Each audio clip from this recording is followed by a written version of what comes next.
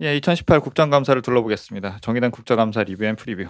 구갈못의 국자랄 대기. 예, 저는 진행을 맡은 PD 고 PD고요. 예, 훌륭하신 패널 두 분과 함께합니다. 예, 각자 자기소개 부탁드리겠습니다. 먼저 하세요. 네, 반갑습니다. 정의당 대변인 정호진입니다. 안녕하세요. 정의당의 귀염둥이 원내대표 비서실장 김정철입니다. 저도 뭐 하나 붙여야 되겠다. 예, 뭐 하나 붙이시죠. 예. 스스로 붙여야 돼요. 스스로? 남들이 안 붙여주기 안 때문에. 붙여주는 걸로. 그럼 뭐 다정다감 뭐 이런 거. 이 소개라는 게 사실 직업 직책 말고 좋아하는 거 붙여 소개하는 거 저는 되게 좋아하는 편인데, 저는 뭐 햄버거를 좋아하는 고피디입니다. 뭐 이렇게 하려다가, 근데 이게 소개라는 게 본인을 가장 효율적으로 설명할 수 있는 그런 거잖아요. 그래서 그런 설명을 붙이는 건데, 본인을 제일 잘 설명할 수 있는 것이 무엇일까? 이런 거를 좀 생각을 해보고 붙이시면 좋을 것 같다는 생각도 있습니다. 네. 나는 귀여움을 받고 싶어요. 실장님 BTS 뭐 이런 거 아닌가요? 그건 내가 좋아하는 거고. 나는 이제 귀여움을 받고 싶고 막 근데 페북 막 남이 좋아요 눌러주면 막 너무 막 마음이 좋고. 그럼 관종이잖아요, 관종. 정의당의 관종. 그러면 저는 저걸 해야 되겠다. 따사로운. 네, 알겠습니다. 네, 뭐 정의당의 관종철. 그거 운율 맞네요. 예. 제가 사실 이 얘기를 꺼낸 거는 이 방송이 이제 국감 소개 방송이기 때문이거든요. 그래서 거기에 소개라는 말이 들어가기 때문에 자기 소개에도 어떤 의도가 들어가지 않습니까? 그래서 이제 본인이 알려주고 싶은 게 뭐다라는 좀 의도가 좀 들어가 있는 게 자기 소개라고 볼 수도 있는데, 그렇기 때문에 이 국감 리뷰에서도 너무 이렇게 눈치 봐서 이렇게 플랫한 거 그런 거 하지 말고 좀 본인이 알려주고 싶은 의도가 들어가 있는 이 리뷰어의 시선이 들어가 있는 좀 분석과 해설을 부탁드린다라는 의미에서 이 얘기를 꺼낸 건데, 예, 뭐 갑자기 무거워진 것 같아요. 사실은 첫 방송이라 근황 토크를 할 게 없어갖고 급조를 해서 만든 거긴 합니다. 어쨌든 방송은 두 가지 꼭지로 진행을 해보도록 하겠습니다. 이제 전체 국감 이슈를 한번 살펴보는 시간을 갖고요. 그 다음에는 이제 정의당 소속 의원들의 국감 이슈를 조금 심층적으로 좀 분석을 해보는 시간을 갖도록 하겠습니다. 예, 그러면 이제 첫 번째 이제 주간 국감 리뷰를 해보도록 하겠습니다. 예, 주간 국감 리뷰. 예. 2018년 국정감사는 10월 10일부터 시작이 되었고요. 10월 10일 수요일 시작으로 이제 10월 29일까지 일반 상임위 국정감사가 진행이 되고요. 이제 겸임 상임위인 여성이 정부의 운영의 국감은 29일 이후 이제 10월 말 11월 초에 이틀씩 각각 진행이 됩니다. 그리고 대상 기관이나 장소 등 세세한 일정 같은 것들은 이제 국회 홈페이지에 가셔서 국정감사 탭으로 들어가시면 나오는데, 상임위별로 파일이 올라와 있어갖고 뭐 전체 일정을 한눈에 보기는 조금 뭐 어렵긴 합니다. 저는 이제 타 당에서 만들어 놓은 자료를 보고 있는데, 뭐 이런 거를 좀 국회에서도 공식적으로 만들었으면 좋겠다는 생각도 있긴 한데, 뭐 공식 자료는 뭐 저는 못 찾았어요. 없는 것 같아요. 그래서 뭐 어쨌든 뭐 궁금하신 분들은 이제 홈페이지 들어가서 이제 확인을 해보시면은 볼 수가 있는데, 이제 그 자료에는 이제 증인 뭐 이런 것도 다 올라와 있으니까 좀 예상을 해볼 수도 있겠죠. 앞으로 어떤 국감이 진행될지도. 예. 네, 깨알 같은 정보 고맙습니다. 국회 홈페이지가 사실 알 수 있는 게 꽤 많이 있더라고요. 들어가 보면은 많이 있어요. 예. 이용을 많이 해보시는 게 좋을 것 같습니다. 일반 국민들도. 근데 이게 좀 들어가기 전에 예. 어제 이제 우리 당 의원은 없지만 교육위원회를 제가 또 이렇게 상황 체크 이런 걸 좀 하고 있는데, 어제 교육위원회 국정감사 기관이 무려 24개예요. 그런 경우들이 있죠. 예, 한 번에 막 다 몰아서. 그러면 그 24개 기관의 그 답변 나온 사람들은 제 느낌으로는 아무 얘기도 안 하고 간 사람도 있을 거예요. 그냥 아무런 질의도 없네. 왜냐하면은 뭐 교육부가 중심이니까 교육부에 대한 질의를 중심으로 할 거고, 그 다음에 무슨 뭐 어디 무슨 교육부 산하 뭐 이렇게 했는데, 그 중에 제가 볼 땐 질의가 보통 한 3-4개 기관에 집중될 가능성이 높아서, 그래서 그 느낀 거는 옛날 우리가 그 상시국감 하자. 상시적으로 1년 내내, 그러니까 국정감사 비슷하게 해야 되는 거.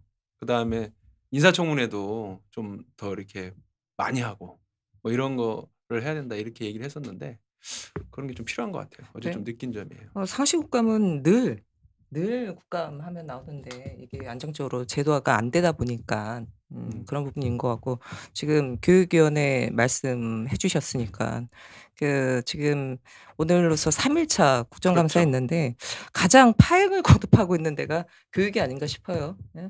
그렇죠. 예, 지금 뭐 유은혜 교육부 장관 같은 경우는 지난번 대정부 질문 때 2차 청문회 하더니만 이번에도 이제 3차 청문회 이어지고 있어서 이게 제대로 된 국감인 건지 많은 분들이 사실 눈살 찌푸리게 하고 있는 게 맞는 것 같고 저 이렇게 보니까 자유한국당 의원들 중에서 교육위 국감을 제대로 준비 안 하신 분들은 그냥 유은혜 교육부 장관 3차 인사청문회로만 해도 그냥 국감 때운다 이런 생각 갖고 있는 거 아닌가 뭐 이런 생각도 들더라고요. 사실 예전에 그 한 놈만 팬다 발언이 있었던 것도 뭐 좀 예상이 가능했던 부분이 아닌가 싶기도 한데요. 뭐 자연스럽게 이제 이번 주 국감 몇 가지 하이라이트로 들어온 것 예. 같은데, 그러니까 그걸 보니까 이제 장관으로 인정할 수 없다 이거잖아요. 예. 사실은 이게 청문회, 우리 국회 청문회 제도 자체에 좀 고민을 많이 하긴 해야 되는데, 예. 청문회에서 보통은 잘 막 보고서를 채택한 후에 예를 들면 국회 표결하는 사람도 있고 인사청문회 이후에 뭐 대법관, 그러니까 대법관이나 뭐 헌법재판소장이나 뭐 기타 이렇게 하는 사람들도 있지만, 장관 같은 경우는 그냥 뭐 의견이 어떻다, 우리 국회 의견이 어떻다 이렇게 보고서를 채택하면은 대통령이 그냥 임명할 건지 말 건지 결정하는 거 아닙니까? 그래서 작년에 우리가 정의당 뭐죠? 데스노트. 예. 정의당에서 찍은 사람들은 다 그쵸. 대통령이 줄줄이 낙마하고. 인정을 이제 임명을 안 해서 낙마했던 그런 일이 있었는데, 근데 일단 무조건 채택을 안 해요. 기본적으로 마음에 안 드는 사람 있으면 이윤혜 장관도 그쵸. 예. 이제 채택을 안 하다 보니까 이제 이렇게 된 거고, 하다 보니까 이제 이 여진이 남아가지고 장관을 불러다 놓고 차관한테만 질의하고 뭐 그랬었죠. 예. 좀 웃긴 상황입니다. 지금. 아니 그래서 사실 뭐 자유한국당 입장에서는 유은혜 교육부 장관이 마땅치 않을 수는 있죠. 예, 마땅치 않을 수는 있는데 이 청문회랑 국감은 엄연히 다른 성격이잖아요. 교육부에 대해서 정말 낱낱이 좀 파헤치고 정부의 교육부 교육정책 관련돼서 허와실이 뭔지 이런 부분들을 가려내는 건데 사실 그런 거 구분도 안 하고 계속 청문회식으로 이어가는 거는 진짜 이제 정쟁으로 몰고 가자는 거고 한 놈만 패겠다 그랬는데 이렇게 너무나 한 놈만 또 패게 되면 국민 여론들이 좋지가 않죠. 예. 국감은 국감답게 해야 되는데 국감을 청문회장으로 만들어 버리니까 사실 지금 교육 현안들이 얼마나 많습니까? 다 놓치고 있는 거죠. 예. 무상교육, 고교 무상교육 원래 2020년 시행한다고 했다가 좀 땡기자, 이게 쟁점인데 그런 것도 좀 제대로 토론이 안 된 것 같아요. 맞습니다. 뭐 제가 보기에도 사실 3일차이기 때문에 뭐 좀 이렇게 대박이다 뭐 이런 거는 아직 좀 없었던 것 같은데, 그러니까 사실은 첫날 벵갈 고양이. 예, 둘째 날은 고양이가 네. 그냥 이슈를 다 잡아먹었죠. 해프닝, 예, 해프닝. 고양이 뭐 아니면 선동열 감독 정도였었던 것 그렇죠. 같은데, 그러니까 이게 내용보다는 어떻게든 눈길 끌려고 한다와 이제 그런 식으로 이제 정쟁으로 몰고 간다는 느낌이 있어서 이게 국감으로서의 기능을 좀 제대로 할 수 있을지에 대한 걱정도 저는 좀 들긴 합니다. 아니 그 뭐 국회의원들 입장에서는 1년에 한 번 있는 국감에서 튀어보고자 하는 거는 저는 뭐 뭐라 그럴 수는 없을 것 같아요. 그렇죠. 근데 이게 참 안타까운 게 어느 때부터인지 이 동물들의 순환이 이어지고 있습니다. 예. 이미 언론에도 많이 보도됐지만 몇 해 전에는 그 무려 1,000만 원이라 그러더라고 시가 1,000만 원짜리 구렁이도 나오고 예. 구렁이도 예, 나온 적이 있었어요? 구렁이가 나온 적이 있었습니다. 2011년인가 13년인가에 아. 구렁이도 시가 1,000만 원짜리 구렁이도 나오고 뭐 낙지도 나오고 낙지 나왔을 때는 엎어졌대요. 그 난장판이 됐다고 합니다. 예. 막 먹물 쏘고 막 그랬어요? 낙지 담아놓은 그릇이 엎어져가지고 뭐 그런 또 해프닝도 있었고 또 뉴트리아도 나온 적이 조류만 있었죠. 오면 되네. 독수리 막 이런 거. 아니 그래서 이번에 뭐 벵갈 고양이 같은 경우 진짜 동물권에 대한 학대다 이런 논란까지 있었는데 김진태 의원은 더군다나 핵심적인 국감이 그 NSC를 열었냐 안 열었냐 가지고 한 건데 이거 난데없이 벵갈 고양이 동물 학대까지 덮어쓰면서 좀 악수를 둔 거죠. 그러니까 약간 그 사람 문제 있어요. 그렇게 하면은 막 사람들이 좋아할 줄 알고 했을 텐데 당연히 그 밑에 댓글을 보면은 뭐 말도 안 돼. 막 서로 막 다 소환해가지고 이 인간 미친 거 아니냐. 그러니까 저는 그러니까 이 질의의 어떤 집중도나 이런 그 이슈몰이를 하기 위해 소품을 등장시키는 거는 뭐 나쁘지 않다고 생각하거든요. 왜냐하면 저희 작년에도 저희 뭐 노회찬 대표도 뭐 신문 깔고 누웠던 것도 있고 뭐 그 진선미 장관 같은 경우 몰카 시연했던 것도 있고 그러면 질의와 연결이 돼서 되게 잘 어울리는 면이 있었는데, 근데 이번 고양이 같은 경우에는 무슨 질을 했는지는 사실 사람들이 잘 모르잖아요. 그러니까 그러니까. 아니, 고양이를 데리고 왔다라는 것만 알지. 아니, 그러니까 퓨마가 사살된 날 NSC를 열었다 안 열었다 이거 가지고 공방인데 결국은 허위 정보 입수해가지고 이거를 국감 질의했다는 것도 웃기고 갑자기 뭐 비슷하다 해서 벵갈 고양이 데려다 놓고 그 정말 그 오돌오돌 떠는 그 안타까운 고양이 눈망울을 보면서 참 안타까웠습니다. 예. 다음에 뭐. 떨어질 것 같아요, 김민철. 내용적으로 그래야죠. 좀 주목해 볼 만한 이슈는 뭐 있었을까요?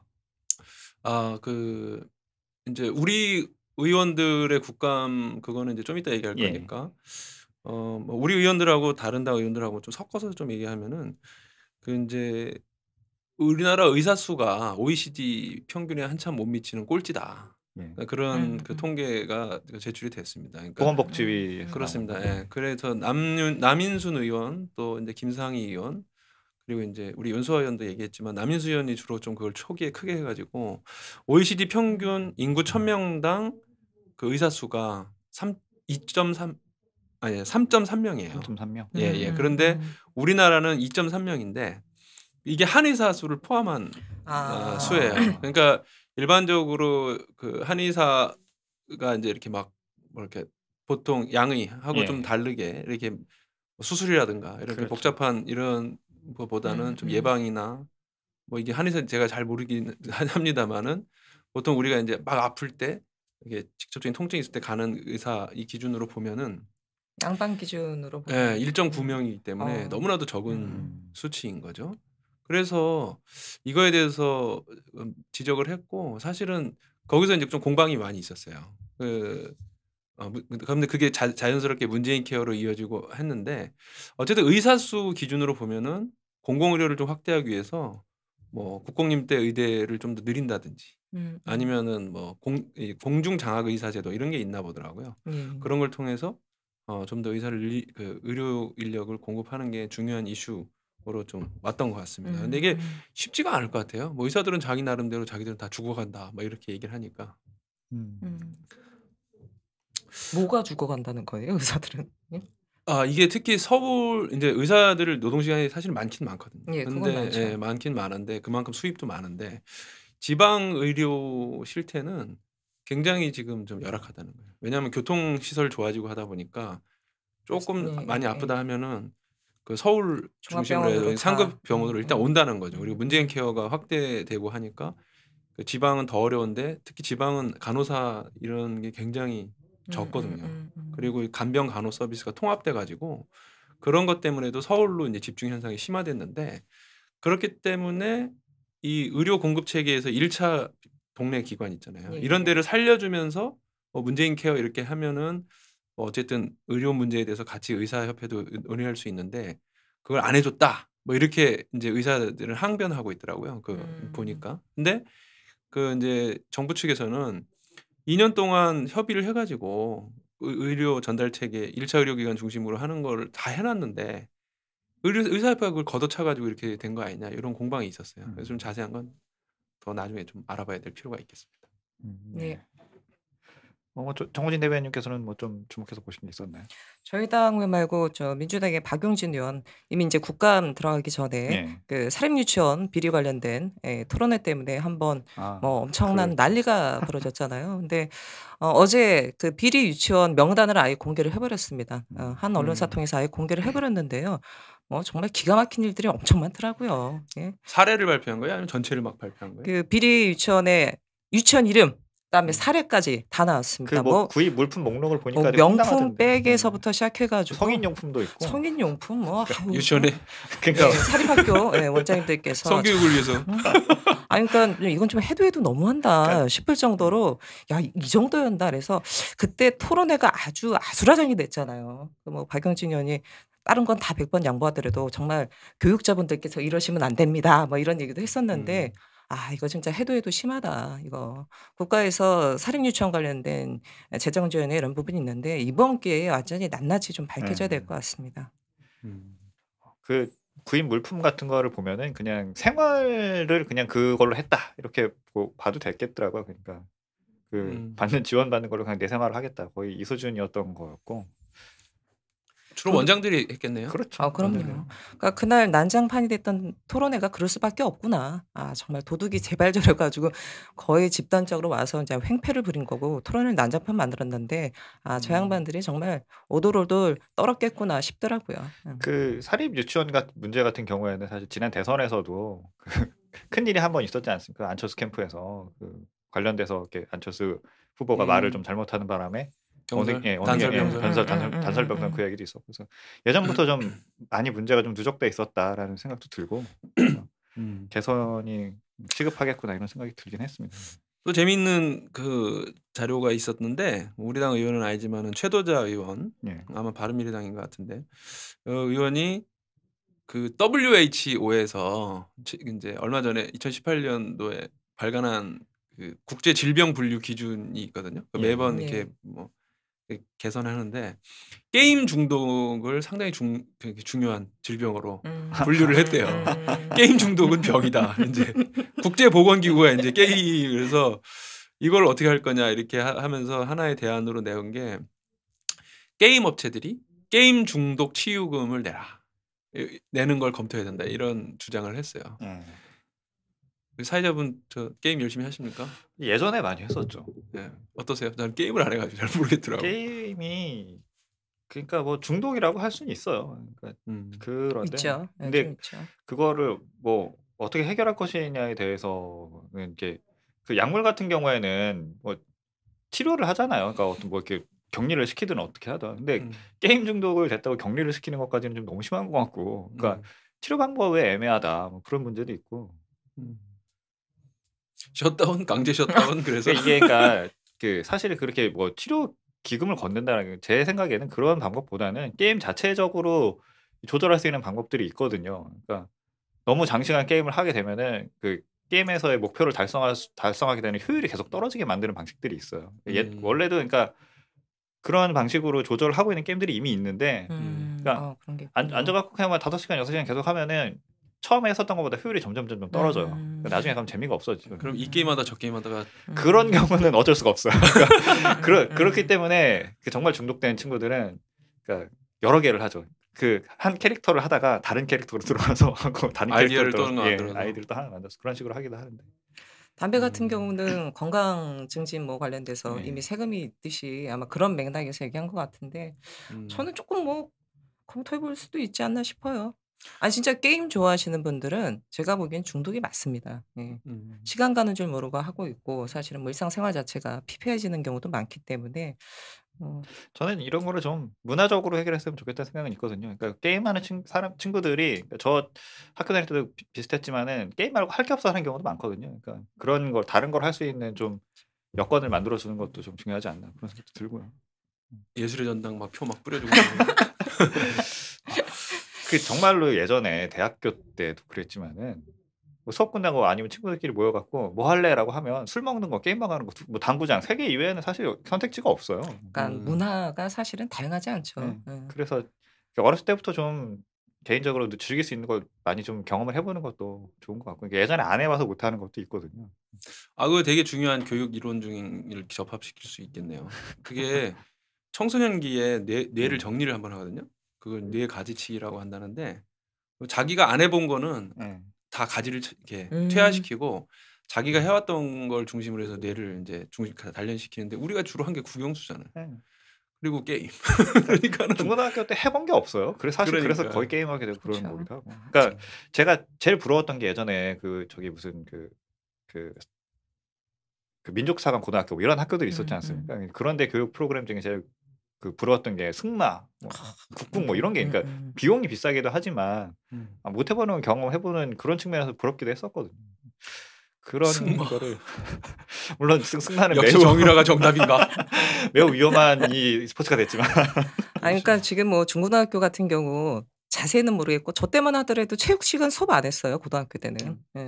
그냥 다 자율학습 이런 식으로 했고. 그래요? 우린 저희는 안 했어요. 축구하고 막 그랬었는데. 저희는 중학교 때 이후로 그러니까 고등학교 때부터는 음악, 미술, 체육 같은 과목은 아예 거의 수업을 전폐하다시피 했기 때문에 지금은 어떤지 모르겠지만 다양한 문화적 체험을 다양하게 할 수 있는 그런 부분들이 뒷받침되면 뭐 말씀하셨듯이 이런 부분들도 어느 정도 해소되지는 않을까 싶네요. 예. 뭐 얘기가 너무 좀 멀리 간 것 같기도 하고. 그렇네요. 예, 이거 우리 다시 너무 재미없게 한 얘기하는 거 아니에요, 우리? 다시 뭐 국감 얘기로 돌아가 보죠. 네네네. 저는 사실 이번 국감 중에 외통위 국감에서 나왔던 그 강경화 장관 발언이 좀 많이 이슈가 됐었던 것 같은데, 그러니까 오이사 조치에 대한 발언이었죠. 그러니까 그거를 이제 뭐 정확히 뭐라고 했었죠? 그러니까 검토하고 예, 있다. 처음에 폐지를 그랬다가 예, 해제. 해제를 검토하고 있다 이런 말까지 나왔었다가 이제 다시 이제 그 조명균 장관이 나와서 그런 거 없었다라고 얘기를 하고 또 음. 이제 그 질문이 또 트럼프한테까지 연결이 돼서 그러니까요. 또 승인 이런 얘기 나오고. 그렇죠. 그래서 그쪽에서 이제 승인을 하지 않으면 아무것도 하지 못한다라는 발언을 했다 이렇게 보도가 됐는데 이제 그 발언 자체에 대해서도 못한다였는지 아니면은 안 할 것이다였는지, 그러니까 내가 승인을 하지 않으면 안 할 것이다였는지 내가 승인 안 하면 못한다였는지 그 뉘앙스 차이도 있더라고요. 그래서 갑자기 트럼프가 껴가지고. 그리고 또 그런 승인이라는 단어를 썼다는 것 자체가 이제 주권 침해에 해당하는 외교 결례다 뭐 이런 의견들도 있던데. 오늘 뭐 이정미 예. 대표님도 모두 발언에서 언급을 예. 했죠. 네. 이거에 대해서는 어떻게 바라봐야 될까요? 일단 오이사 조치가 예를 들면 그 2010년에 우리 이 나라에서 이명박 정부가 천안함 이후로다가 5월 24일 날 취한 조치잖아요. 그러니까 이게 무슨 국제 제재 조치도 아니고 예. 뭐 유엔에서 무슨 결의안 이런 것도 아니기 때문에 이 조치를 해제하느냐 마느냐 하는 것은 사실은 우리나라가 그냥 알아서 그렇죠. 하면 예. 되는 문제거든요. 그때 오이사 조치 내용을 봐도 그 개성공단 빼고 교역 전면 중단한다. 그다음 북한 선박이 항해를 불허한다. 우리 국민 방북 불허한다. 그다음에 대북 투자 사업 보류한다. 이런 부분이니까 뭐 이 중에서 뭐 예를 들면 유엔 제재하고 이렇게 맞는 부분 이렇게 맞닿아 있는 부분이 있으면 그 부분이야 뭐 트럼프도 할 말이 있겠지만 그렇지 않은 부분까지 나서 가지고 한다는 건 내정 간섭이야, 내정 간섭. 오지랖이죠, 오지랖. 그런 거 하면 안 되고. 다만 근데 이게 강경화 장관이 그걸 검토하고 있다라고 얘기했으면 얘기는 하고 있었을 것 같아요. 근데 이거를 아주 파장이 이렇게 커질 줄을 모르고 그냥 이렇게 툭 던졌다가 결과적으로 통일부가 그 공식 입장으로 검토하고 있지 않다 이렇게 할 정도였으니까 좀 미스테이크라고 봐야죠. 근데 저는 제가 뭐 저 정부 관계자가 아니니까 저는 검토하고 있을 거라고 봐요, 지금. 예. 이미 지금 한반도 관련된 부분들이 평화 무드로 가고 있기 때문에 이거는 진짜 말씀하셨듯이 유엔 제재도 아니거든요. 이거는 우리나라에서 남한에서 이거는 결정을 하면 되는 문제인데 사실은 뭐 좀 솔직하게 얘기를 한 건지 그게 인제 툭 나왔는데 저는 더 웃긴 거는 자유한국당 반응이라고 봐요. 예. 정진석, 김무성, 이정현 완전히 득달같이 일어나 가지고 "와!" 이러는데 사실 2014년에 이인재 그다음에 김태호 박근혜 정부 때 최고였던 사람들이 이거 다 풀자고 얘기한 적이 있어요. 그래요? 예. 그게 있어요. 예. 과거에 그 통일대박 박근혜 정부 때 외쳤을 때는 오이사 조치 풀자 뭐 그때 뭐라고 얘기까지 했냐면 지금 "시효가 지났다. 이거 해제해야 된다. 조치하자." 이런 발언까지 서슴없이 했었어요. 근데 뭐 이제 와서는 갑자기 뭐 "이거는 안 된다." 뭐 난리 치고 이러는 부분은 진짜 그러니까 장관은 그런 거 검토하면 안 되고 정치인들은 발언해도 되는 거구나. 역시 정치인 갑이요. 그러니까 내가 하면 되지만 네가 하면 안 되고 거의 뭐 네. 이 수준인 건데. 또 내로는 안 부르지 뭐 여기서는.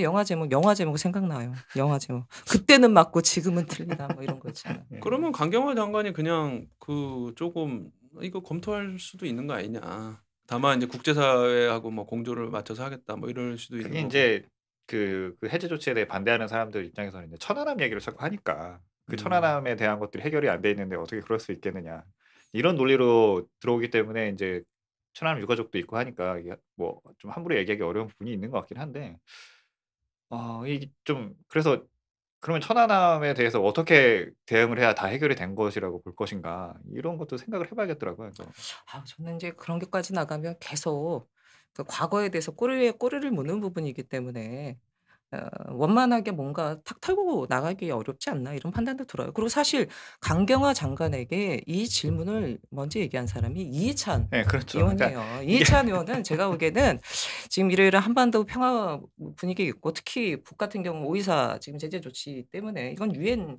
관련된 제재 조치도 아니고 이거 정부에서 적극적으로 검토하고 국제사회에 크게 문제 안 되게 좀 나가야 되는 거 아니냐 이런 걸 유도했는데 이 양반이 이런 좀 정무적 판단 감각이 약간 좀 떨어져서인지 그렇게 얘기하다가 일이 지금 확정이 된 거죠, 확정이. 그 이 문제에 예. 관해서는 그 그 김어준 뉴스공장에서는 그런 얘기를 하더라고요. 그러니까 이해찬 대표가 질문을 던졌기 때문에 강경화 장관은 그러니까 질문자의 의도를 생각을 하고 좀 전향적으로 대답을 한 거였는데, 그러니까 원래 그러니까 정부에서는 뭐든 그 검토를 안 하겠냐는 거예요. 이게 그럼요. 할지 말지에 대해서는 다 어느 게 좋은지 검토를 할 거니까. 그래서 약간 좀 그런 대답을 한 건데 이게 그러니까 좀 문제가 된 거죠. 그러니까 맞지 않아서 그렇군요. 합이 좀 맞지 않았다 이런 느낌으로 설명을 하더라고요.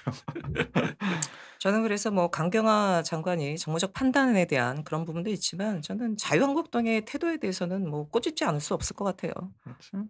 아니 뭐 2014년이면 얼마 안 되는 4년 전인데 그때는 뭐 가장 큰 걸림돌 이거 "시효가 지났다." 이런 표현까지 뭐 서슴없이 얘기하다가 지금은 진짜 절대로 이것만큼은 해제하면 안 된다 이런 식으로 난리법석 치는 거야말로 진짜 자유한국당스러운 태도입니다. 저는 뭐 그런 거 생각하면은 사실 지금 그 문재인 대통령이 북에 가고 뭐 이게 김정은이 뭐 남해 온다 막 이런 얘기 막 할 때도 그걸 만약에 박근혜가 한다고 했으면 아주 그냥 엄청나게 환영을 했을 텐데 그죠. 난리 나죠. 이제 그 똑같은 내용이어도 꽃가루 뿌렸을 거예요. 꽃가루 예, 뿌렸을 거예요. 지금 뭐 안 된다고 하는 거 보면 누가 하는가를 먼저 생각하는 것 같아요. 그래서 그 이득을 내가 갖겠다 이런 거겠죠.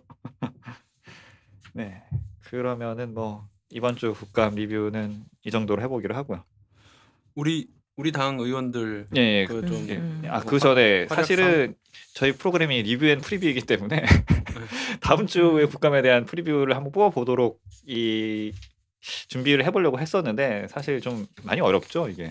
어려워요. 왜 어렵냐면은 남해당 의원들은 뭘 할지 그렇죠. 무슨 말을 할지 전혀 모르고 그 이게 먼저 그럼요. 까지면은 그쵸. 이슈가 안 되기 그죠. 때문에 예. 그 보완이 있잖아요. 이것도. 그렇죠. 우리 당 의원들도 정말 중요하게 생각하는 거는 국감에서 좀 딱 이게 그 파장을 만들어서 이슈화를 하려고 하는데 그걸 주기가 어렵죠. 그래서 프리뷰는 어렵다. 세상 일은 모른다. 이런 그렇죠. 또 무슨 돌발 상황이 벌어질지 모르기 때문에 예, 그러면 리뷰만 하는 것으로. 네. 그러시죠.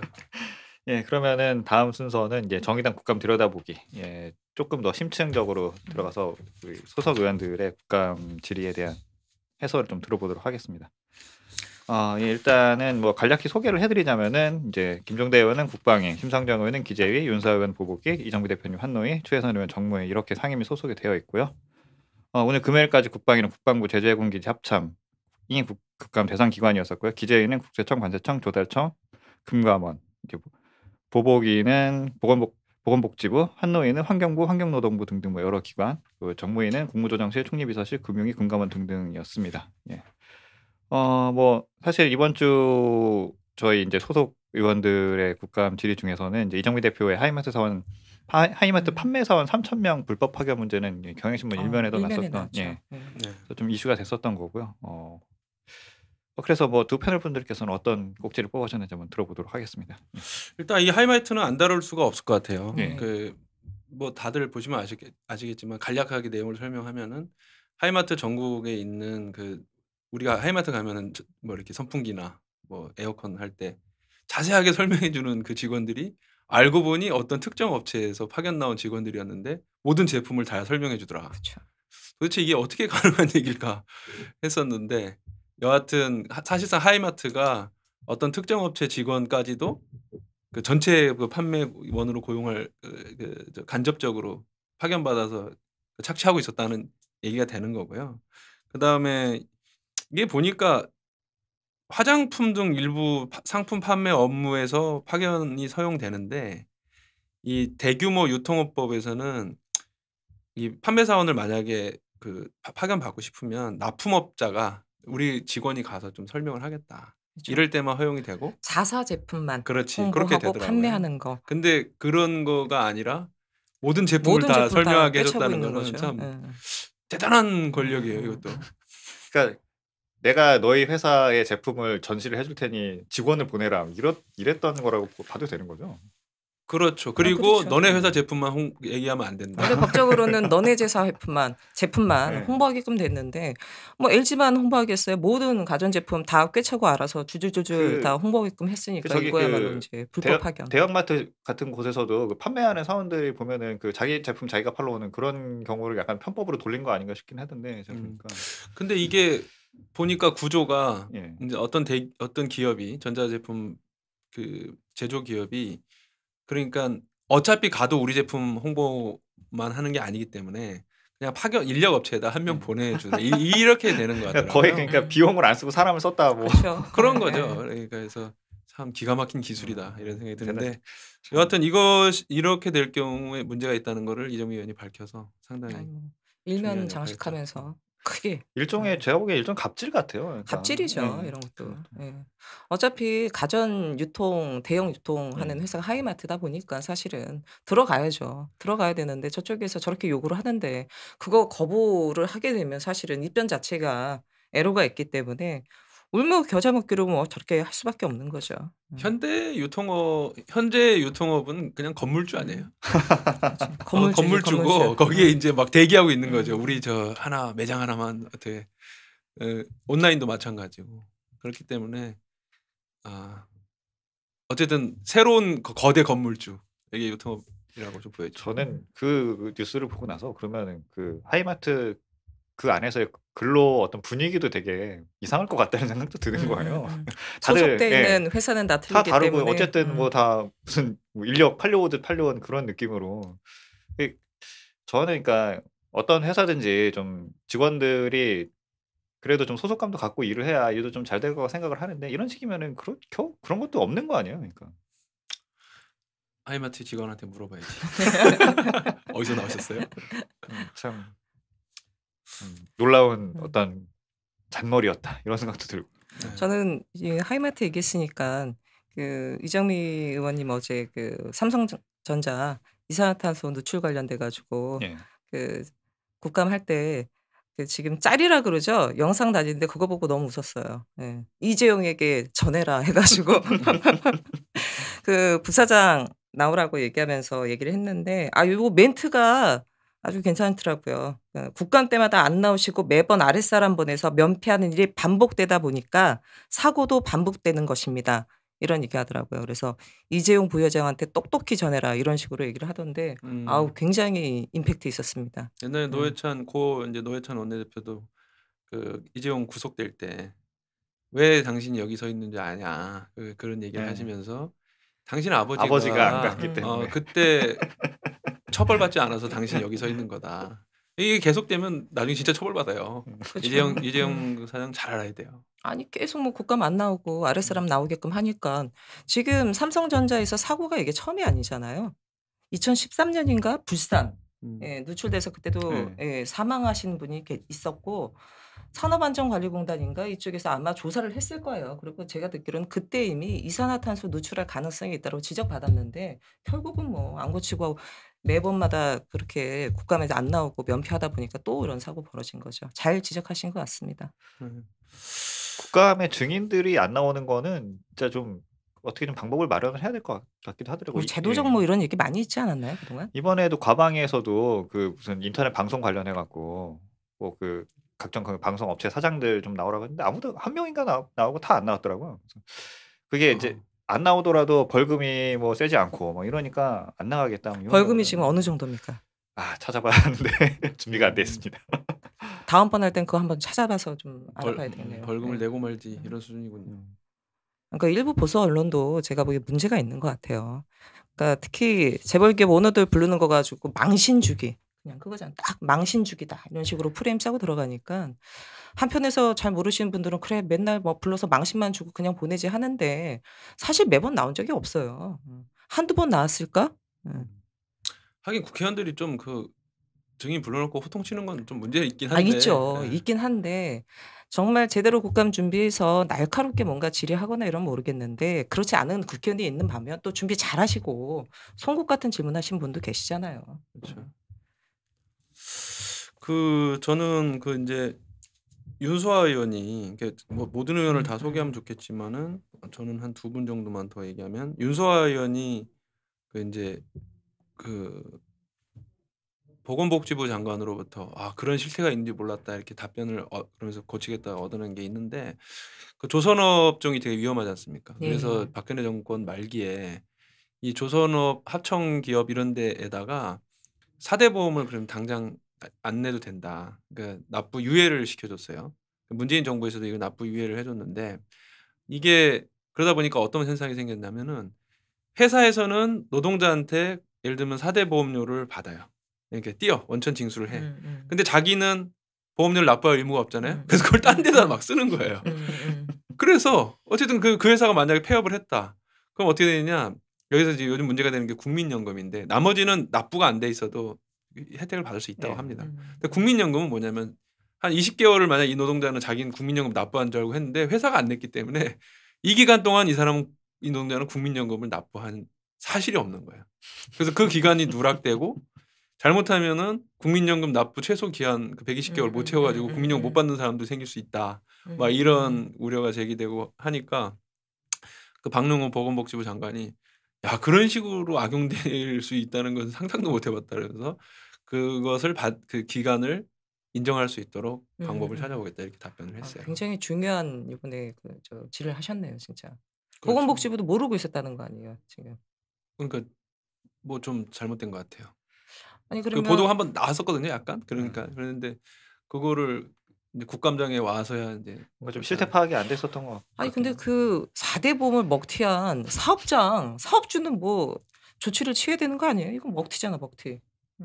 그렇죠. 근데 뭐 어떻게 망했는지 잘 모르니까. 그러니까 뭐 이미 다 망해서 사실 갚을 수 있는 뭐 능력이 안 되고 그럴 경우에는 되게 난감해지는 거예요. 난감해질 수밖에 없긴 한데 이게 사실은 개인 돈이 아니잖아요. 예. 그렇죠. 그렇죠. 노동자들이 4대 보험과 관련된 돈인데 그냥 그거를 도둑질이에요, 도둑질. 아니 이거는. 그러니까 다 탕진해버리고 써버리고 뭐 등등. 그럼 이거 어찌 됐건 간에 이거를 뭐 다시 한번 반납을 하든 뱉든 뭐를 하든 조치를 취해야 될 텐데 그냥 이렇게 넘어가기에는 이건 좀 문제가 이것도 크죠. 진짜 참 정말 창조적인 돈 떼어먹기다 이런 생각 들고. 그리고 윤소아 의원이 이제 비슷한 맥락에서 이제 또 하나 지적한 게 그 요양보호기관 관련한 지적을 한 게 있어요. 근데 이것도 뭐냐면은 그러니까 서대문구 사례를 이제 들어서 얘기했는데 거기 요양보호사 이제 좀 고령분들이 많잖아요. 이분들이 체불 임금이 1억 4천만 원이에요. 근데 이게 뭐냐면은 뭐 그 보호기관이 힘들어서 그럴 수는 있는데 그 자세한 내막을 들여다보니까 그 요양보호기관의 대표자가 그 법인이 상조회하고 휴대폰 대리점을 같이 하고 있었어요. 그런데 문어발 경영을 그러니까 하는구나. 그 요양보호기관에 정부에서 이제 그걸 줄 거 아닙니까? 그 요양보험에서 돈을 이제 지급할 거 아니에요? 그럼 그걸 받아다가 노동자를 안 주고 그 상조회하고 그 경비를 써버린 거야. 또 개인이 유용하고. 그래서 이분들이 그 몇 명 안 되는 분들인데도 1억 4천만 원인가가 많으면 3,500, 뭐 적게는 800만 원 이게 체불이 됐는데 결과적으로 보면은 정부는 우리는 요양보험료 줬다. 근데 그 요양보호사들은 그걸 계속 그 했는데 돈을 못 받고. 그러면 그 이거를 보건복지부가 처벌할 수 있느냐? 그게 뭐 안 된다는 거죠. 이거는 그냥 왜 안 되나요? 고용노동부가 관할할 사안이다. 우리는 돈을 지급하는 것까지만 우리의 책임이다. 이렇게 되는 거예요. 그러니까는 이 국민 요양보험이라고 하는 게 보건복지부 장관이 그 시행과 그쵸. 그 설립 계획과 시행을 책임지게 있는 건데 실제로 그 요양에서 핵심인 요양노동을 하는 노동자들에 대해서는 아무 책임을 지지 않고 있다는 거죠. 그래서 몇 가지를 주문하셨는데 윤소아 의원이 주문했는데 성과가 있었던 거는 만약에 그런 요양보호기관이 폐업을 할 수 있잖아요. 그럼 그 기관장이 신고 서류만 다시 작성하면은 재등록을 할 수 있다는 거예요. 재등록. 그 이전에 뭘 했든 상관은 없고. 그러니 그 신고서만 있으면 접수를 해주니까. 그래서 이러한 경력이 있는 기관장은 다시 그런 기관 신청을 못하도록 제도를 마련해라 해서 그것도 답변을 얻어낸 상태입니다. 저희가 건강보험료 납부하는 항목에 장기 요양보험료가 따로 들어있지 않나요? 있죠. 따로 있죠. 거기가 뭐 액수는 크진 않지만 연령 따라 틀리겠지만 들어있는 거고 사실 그 보험료가 장기 요양 기관에 들어가는 거 아닙니까? 그렇죠. 아니 그러면 사실 이거는 국민들도 이건 들고 일어날 수 있는 문제죠. 내가 낸 보험료를 가지고 장기 요양 보호사들의 급여로 나가는 부분인데, 아니 이게 보건복지 소관인데 이 체불임금 관련된 부분이라서 고용노동부가 해야 된다 이렇게 하면 이거 정말 그렇게 돌리고 있어요. 너무 이게 시스템 자체가 안 맞는 거죠. 그래서 근데 나 거기서 좀 짠했던 게 그러면은 그 음, 체불임금이 음. 그렇게 되는데 왜 계속 일을 하고 계시냐 그랬더니 아이고 아픈 노인을 두고 어떻게 갈 수 있냐. 그러니까 이 아, 복지 시설들을 안타깝네요. 많이 보면 많이 진짜 거의 안타깝네. 이제 실무로 일하시는 분들은 정말 봉사활동하러 한다는 마음을 갖고 일하시는 분도 있고 음. 참 그런 그러니까 장면들을 자주 보는데 그런 예. 게 좀 아닌가. 이 요양보호사 하시는 분들이 사실 연세가 좀 있으신 분들이 많이 있으세요. 연세도 많이 있으시고 맞아요. 어찌됐건 노인이 간에 노인들 본다니까요. 어찌됐건 간에 좀 생활에 이러저러한 부분을 좀 벌기 위해서 일을 하시는데 말씀하셨듯이 노인이 노인을 지금 돌보고 있는 건데 너무 좀 안타깝네요. 이런 부분들은. 저는 이 복지 시설들이 이게 기관이 이게 그 관리가 안 되는 경우들이 많이 있더라고요. 그러니까 그 노인 관련된 것뿐만이 아니라 형제복전 사건 같은 것도 있고 하는 그런 거 보면 근데 이거를 국가기관에 그 국가에서 좀 크게 다 흡수를 해야 되는 거 아닌가라는 생각도 한 적도 있었고 이게 참 해결책이 좀 그런 것 같아요. 이거를. 그리고 김종대 의원 이제 국방위원회에서 이제 뭘 좀 지적을 했냐면은 국방부 이제 국방개혁 2.0 요거에 대해서 이제 지적을 좀 했어요. 이게 현재 통계를 보면은 우리나라에서 군대를 갈 수 있는 전체 그 남성이겠죠. 가용 인력이 현재 29만 4천 명이라고 해요. 예. 2018년에. 그런데 2024년이 되면 이게 8만 명이나 줄어가지고 21만 4천 명으로 그렇죠. 인구가 계속 인구가 줄어드니까. 태어난 아이가 네. 계속 줄어나니까. 근데 그래서 국방개혁 계획에서 그러면 당신들 이렇게 인구가 주는데 앞으로 어떻게 이 그 병역 제도를 유지하려고 하느냐 그러면은 그 국방부가 이게 보안 사항이라서 우리가 몇 명을 모을지는 공개할 수가 없다 이렇게 얘기한다는 거예요. 이게 무슨 대책이냐 이게 도대체. 계산하면 나오지 않나 다? 대책은 없지만 말해줄 수는 없어. 그러니까 그러면은 아니 대책을 세우려면 몇 명을 군을 유지하겠다는 계획이 나와야 되는데 별게 없으면 그냥 이대로 가면은 어떻게 되냐면은 2022년에는 모든 남자가 군대를 가야지만 2020년 유지할 수 있다. 모든 남자가. 2022년이요? 2022년에. 얼마 안 남았잖아요. 멀지도 않았네요. 4년이네. 앞으로 4년 남았네. 근데 지금 그 다들 이제 군대 가시겠구만. 가용 인력 중에 82% 정도가 그 이제 가는 상황이거든요. 근데 이것도 김종대 의원 표현에 하면 꽤 높은 거라고 그러더라고요. 보통은 한 70% 정도가 맞고 왜냐하면 신체적인 문제나 그다음에 요즘에 정신적인 문제가 되게 많잖아요. 불안, 장애, 공황 장애나 이런 게 많아서 그러면은 관심병사가 점점 늘어날 수밖에 없고 사고는 계속 나겠네. 그렇죠. 그 관심병사에 관심을 둬야 되는 또 병사들이 그래서 내가 볼 땐 군대가 이거 어떤 사고가 안 나게 하는 것이 모든 부대장의 목표가 되는 그런 새로운 국방 상황이 올 걸 같다. 근데 저희도 근데 이거 뭐 장기적으로 본다면 모병제 전환을 생각을 하고 뭐 계획을 짜야 되지 않을까요? 그렇죠. 그래야죠. 그래서 그 김종대 의원이 대안으로 제시한 게 한국형 모병제인데 이거는 크게 봐서 이제 40만 병 유지하자. 40만 지금 60만이죠. 네, 60만인데 61만 8천이요. 네, 40만 명으로 유지하자는 건데 이제 장교를 중심으로 해서 일단 60만 정도를 두고 그 다음에 그 의무 복무를 하긴 하자. 근데 그걸 4 내지 6개월 정도 줄여서 그걸 10만 명으로 계속 유지를 하고 그 다음에 모병제. 나는 병사로서 군인으로서 계속 그 장교는 아니지만 하급 그 군사로서 계속 이게 군인을 직업으로 하겠다 하는 걸 10만으로 하면은 40만 명이 그 맞춰진다는 거죠. 이 정도로 해서 장교와 전문병사 중심의 어떤 이렇게 강군을 만드는 게 한국형 모병제고 계속 주장을 하고 있는데 이거 말고 당신들 대책이 있냐. 근데 국방부가 보안상 말할 수 없다. 이렇게 하고 있는 거예요. 대책 없는 거 아니에요? 응? 그러니까 모병 몇 명을 모으겠다는 것도 계획을 제출하고 있지 않으니. 국방부도 모병제에 대해서 좀 생각을 해봐야 되지 않을까요? 이거. 그럼요. 잘못하면 군인 그러니까, 수입하게 생겼어. 우리도 용병을 우리도 용병. 어느 나라에서 내부적으로 검토하고 있지 않을까 싶기도 해요. 근데 이제 섣불리 얘기를 못 꺼내는 거죠. 얘기 꺼냈다가 무슨 또 난리가 날지 모르니까.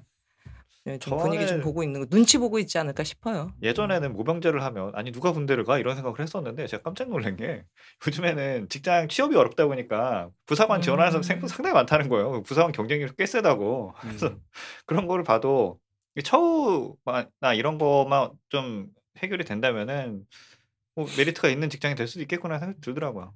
그렇죠. 그리고 평화가 좀 빨리 이게 진정돼야 그렇죠. 그렇죠. 네. 이제 많은 문제가 해결되고 할 수 있으니까. 예. 지금도 그런지 모르겠는데 중국이 저 많은 인구에 군대가 제가 한 10년 전에 봤을 때 250만인가 그랬거든요. 그렇죠. 예. 예. 13억에 250만인데. 얼마 안 되죠. 와, 그것밖에 안 되나요? 그러니까 이게 남북이 다 똑같아. 와. 북한은 이게 게다가 또 인구가 적으니까. 인구가 남한보다는. 적으니까 적은 데다가 옛날에 96년, 97년 이때 마사 막 해가지고 그러니까는 거기도 인구가 군대 좀, 복무 기간이 10년이에요. 10년 음. 남자. 그러니까 이게 뭐가 되겠냐고요. 이 나라가 서로. 근데 참 중국은 정말 몇 퍼센트 안 가는데 250만인 거 보면 정말 인구가 많아도 너무 많네요. 너무 많죠. 제가 예전에 게임을 할 때 중국 사람들은 이 게임을 중국 내에 거의 뭐 5% 이내 부자들만 한다는 거예요. 근데 그 5% 이내 부자들만 하는데 우리나라 사람보다 많이 해. 그렇지. 깜짝 놀란 적이 있어. 예.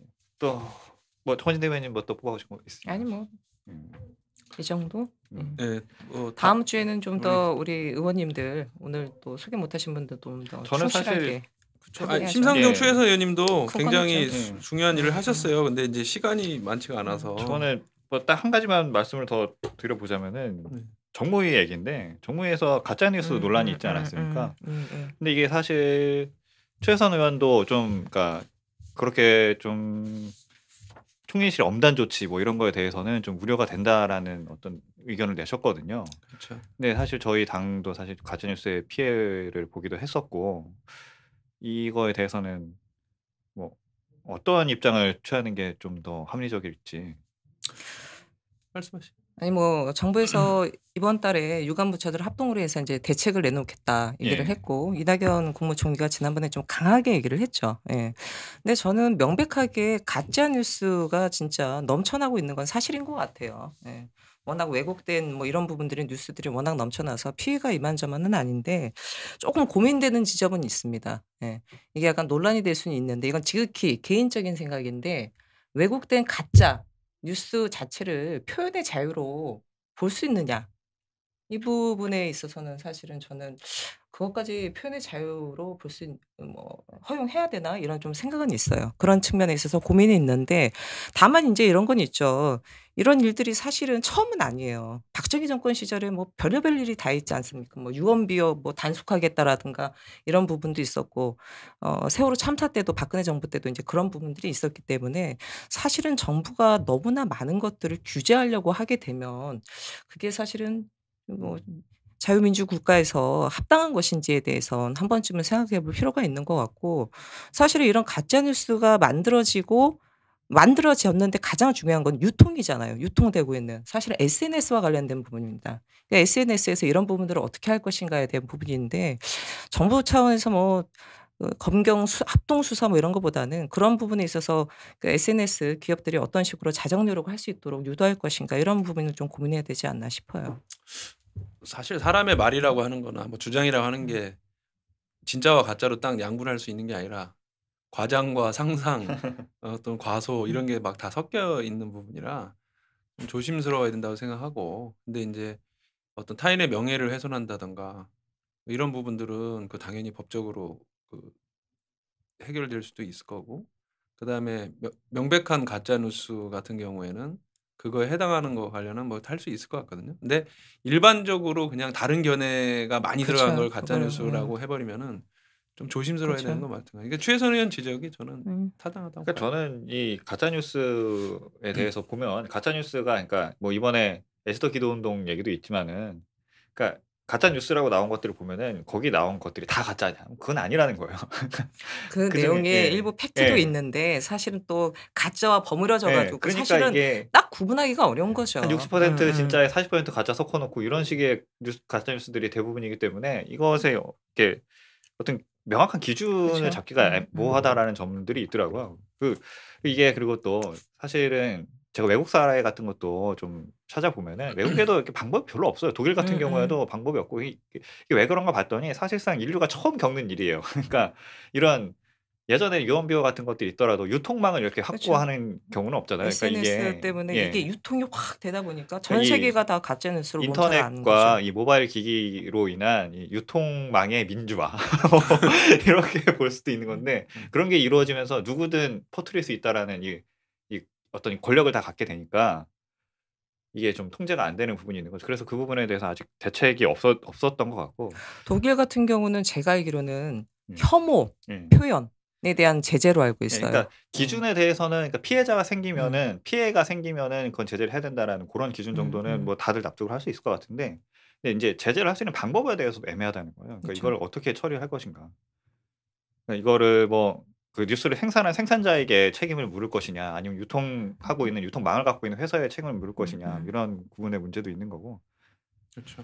그래서 요새 팩트 체크가 유행인 것 같아요. 네, 그래서 그래서 이 되게 재미난 그 예방을 할 수 있는 재미난 방법 중 하나가 페이스북 어딘가에서 하고 있다는데, 누군가 뉴스를 올리면 자동으로 관련되어 있는 다른 그 메이저 뉴스들이 따라 붙는다는 거예요. 그러니까 그 뉴스를 보고 이거 좀 이상한데라고 생각을 하면은 밑에 메이저 뉴스를 클릭해 보면은 비교해서 볼 수가 있는 거죠. 그게 한 두세 개씩 붙는다고 관련되어 있는 다른 시선의 뉴스들이. 그런 게 그래서 이제 어떤 개인의 어떤 자정 능력이라든지 이런 걸 좀 키워주는 방식인 거죠.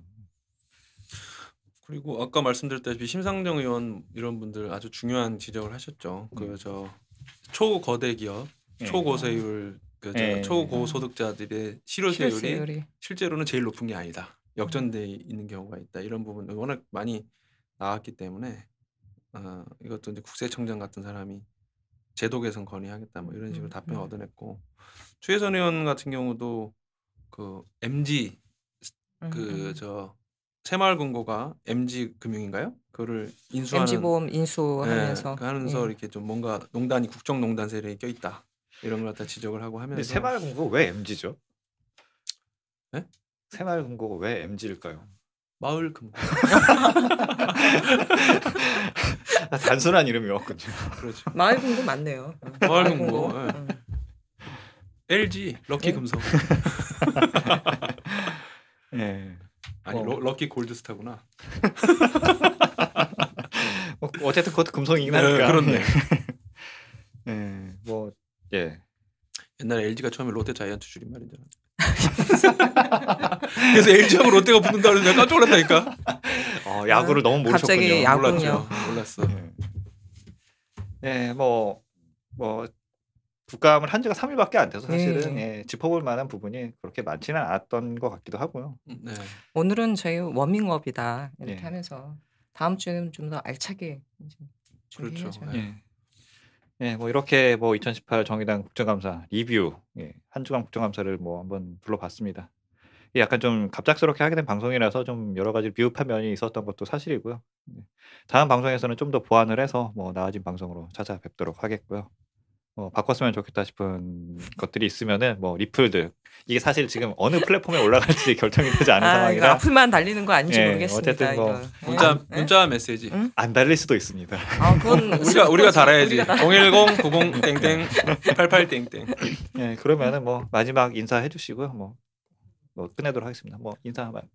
네, 다음 주에는 더 이렇게 알차게 우리 당원 여러분들 그리고 정의당에 관심 있는 분들한테 더 좋은 정보 들려드리도록 노력하겠습니다. 알찬 정보, 그리고 즐거운 정보, 재밌는 정보, 화끈한 정보 준비하겠습니다. 네, 여기까지 정의당 국정감사 리뷰 앤 프리뷰 무갈못의 국자를 되기 첫 회 방송 마무리하겠고요. 저는 고피디였고요. 들어주셔서 감사합니다. 고맙습니다. 고맙습니다. 근데 국알못이 국정감사를 잘 알지 못한다 이런 뜻이죠? 그렇죠. 이제 국정감사 알지도 못하는과 국정감사 잘 아는, 이게 이제 국알못 국자라. 우리가 의원을 나누든가 그래야 되겠다. 좀 우리 의원.